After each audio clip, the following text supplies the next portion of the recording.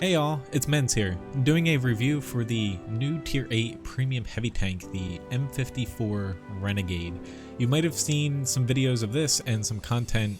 Formerly it was called the T54E2, same Tier 8 Heavy Tank and a Premium for the Americans, and basically they have renamed it to the M54 Renegade. The stats here that you're going to see me pulling up, they're basically basic values, and I'm going to be comparing it, as you can see right now, to the T32 TL1 LPC and actually the AA Phase 1, which I'll get to in a little bit here. It's actually really tough to figure out what to compare this tank to.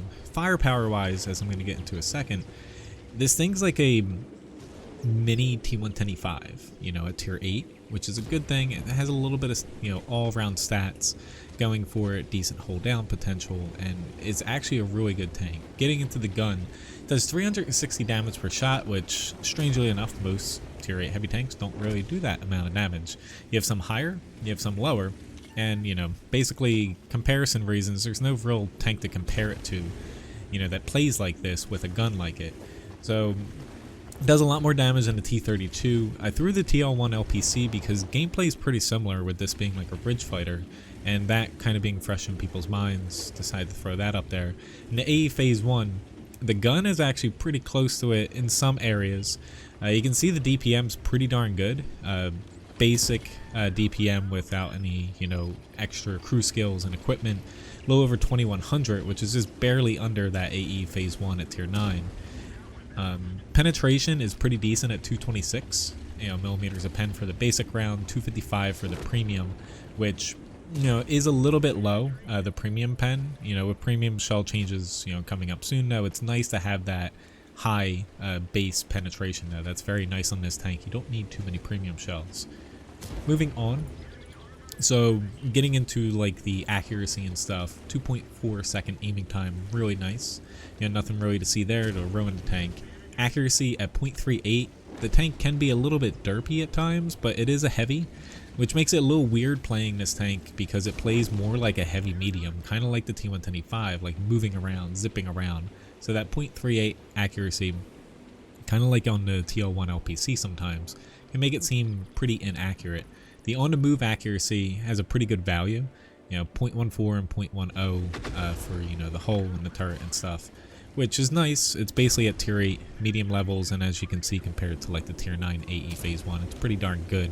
You're basically at a tier 9 heavy tank levels where you're not really going to be blooming too much moving around, which is nice with that 0.38 accuracy. If it had, say, the T32 values, this tank would be really frustrating to play. It's still derpy sometimes, but the accuracy is workable. Gun depression, negative 10 degrees is awesome, and 20 degrees of gun elevation is pretty good too. Do note, this thing with the 10 degrees of gun depression, talking about this being a mini T110E5, T110E5 as of this moment only has 8 degrees of gun depression, so you can actually ridge fight on this a lot better, in a sense, just because of that 10 degrees of gun depression like most American tanks have. Moving on to the mobility, this tank was actually the T54E2. The original name for this was a medium tank.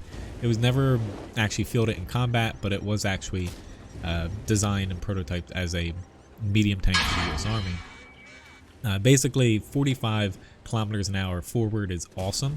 Medium levels, kind of playing into the whole medium heavy hybrid here.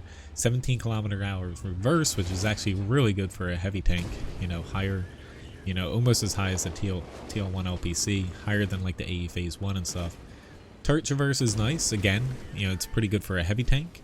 Hull traverse, again, pretty nice for a heavy tank. It's just, this thing really feeds into being, a tier 8 T110E5, which is why it's hard to find a comparison at tier 8, but so far, all good things. The only thing, a little bit low on the premium pen so far.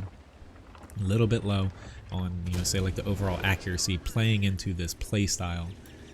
So moving on to a little bit more with the mobility here. Now you have hard, medium, and soft resist values. So for those that don't know, basically say you're driving around a swamp, that would be considered soft. If you're driving on a road, that would be hard. Stuff in between would be medium resist. this is one big thing with the M54 Renegade, where the values getting into, you know, a little bit more with the mobility, the thing is pretty darn quick going back to like the specific power here. So 16 for the specific power. It's almost at, you know, TL1 LPC, a lot higher than the T32, which is really nice. So the thing zips around really fast. But getting to the resist values here, you can see it doesn't really have the best resist values, so it does hurt it a little bit in the mobility department, especially if you're on soft ground. Time will tell, maybe the soft resist is like a placeholder, because that's one of the worst soft resist values that I could kind of find for most tier 8 heavy tanks. It's pretty bad, you know, unless basically all basically the stat websites and what I've noticed in game is incorrect. That's something to make note, that this tank does bleed stuff or bleed mobility when you're moving around on soft or moderate ground. It's definitely not going to slow down to 0, but you know, you do lose some of your mobility when you're kind of traversing, you know, iffy ground here. Now moving on to the last little thing, so HP is pretty much standard for a tier 8 heavy tank. It's not towards the higher end, but it's not the worst either, so kind of again shifting towards more like a medium, like the TL1 LPC with 1400. M54 Renegade has a little bit lower HP, but nothing like drastically low for tier 8 heavy. V range is nice at 400 meters. You know, typically American tanks have pretty nice V range. It actually has higher V range than AE Phase 1 here. Now, why have I compared this tank? Like, as you're seeing me getting already and blown up here in the front line, like, why did I compare it to the AE Phase 1? So the tank, I feel like it's pretty darn tough. So I'm gonna get into after in the garage here at the very end here, showing you like the armor scheme, but the tank is really tough. So gun's nice, mobility's nice, gun depression's awesome, view range is nice. Overall, this tank's pretty awesome. It does have some glaring weaknesses, like with the terrain resistance, and like now getting into the garage here, you have some downsides, specifically the cupola here. So this is where a lot of people will reference, hey, I know that cupola, albeit it looks different, but it's this giant cupola sticking out of the top of this tank, like the T110E5. It is on the opposite side, if I can actually scroll over to the T110E5 here. It is on the opposite side, it looks different, however you have this gigantic cupola sticking out of the top of the tank. It does lead to you being shot there a lot, especially when you're hull down. And when it comes to the armor on this thing, the armor, it's okay on the cupola, like lower tiers will bounce off of you, but it definitely isn't the strongest. Like, you know, 176 millimeters here, and then, you know, a little bit under 200 elsewhere. So you're going to get penetrated by tier 8s, tier 9s, tier 10s, and it's pretty large. Even with 10 degrees of gun depression, you're not going to be able to hide this thing. The rest of the turret's nice. You can't get overmatched on top of, you know, the gun like some American heavies. Rest of the turret's pretty strong, especially when you're using gun depression. And your hull, you know, the hull isn't great, but it's okay. Lower tiers might struggle, especially if you're zipping around with that mobility.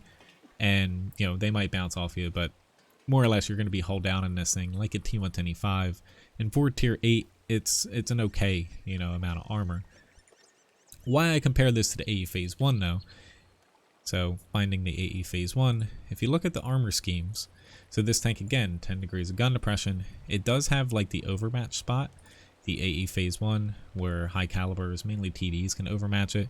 Does have a cupola kind of in the same spot, albeit a little bit further back and smaller, that you can penetrate, you know, roughly a little bit stronger than the M54's cupola, but still, you know, comparable, just a lot smaller.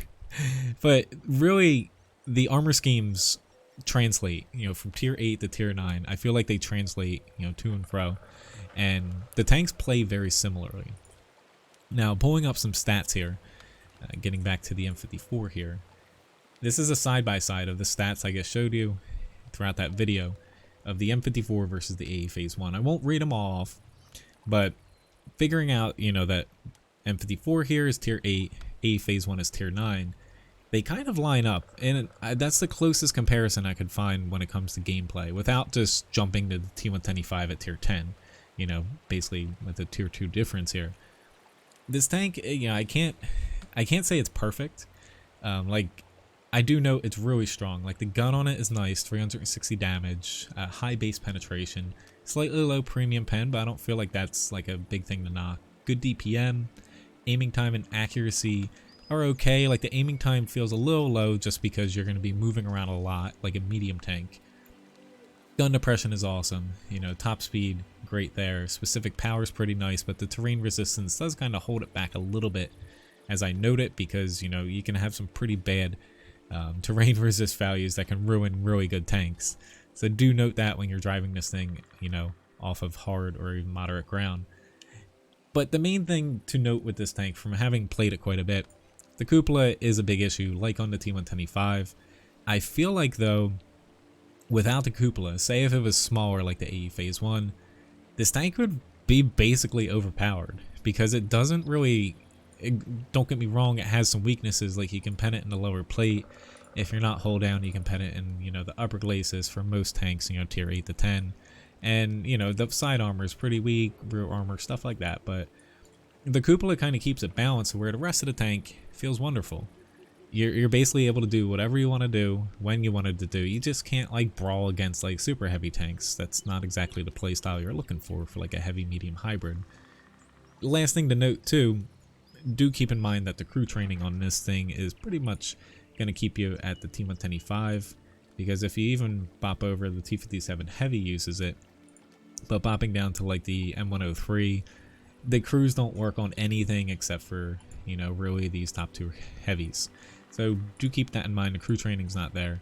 But for the most part though, like, I love this tank. It feels like just like the TL1 LPC that we saw, you know, a couple weeks ago.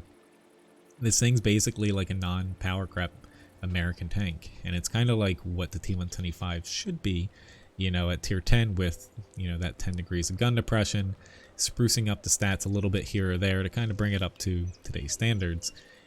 Where I don't know when they're going to release this. You know, I'm making this review, you know, before, you know, pretty much it's up for sale. I don't know with the Renegade name if it's going to come with a special style, like that kind of, you know, hints at.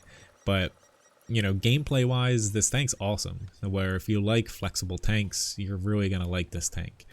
In any event though, thank you very much for watching this. If you did like this video too, feel free to take a look at my previous 2 videos, specifically an ace tanker match. It's under the T54E2 name, you know, back when them. They should be popping up any second here at the end of this video. So thanks again for watching. Hopefully this review helped you out here, and yeah, let me know if you think I'm actually correct in comparing this thing to the AE Phase 1. I know it's a tier different, but I feel like that's the closest tank to this thing, you know, albeit they look a little bit different. But I don't know, it's just, it's tough to compare it to any tier 8 heavy tank specifically. I tried the Patriot, doesn't work because the guns are really different and armor schemes are a bit different too. But thanks again for watching. See you around. Have a good one.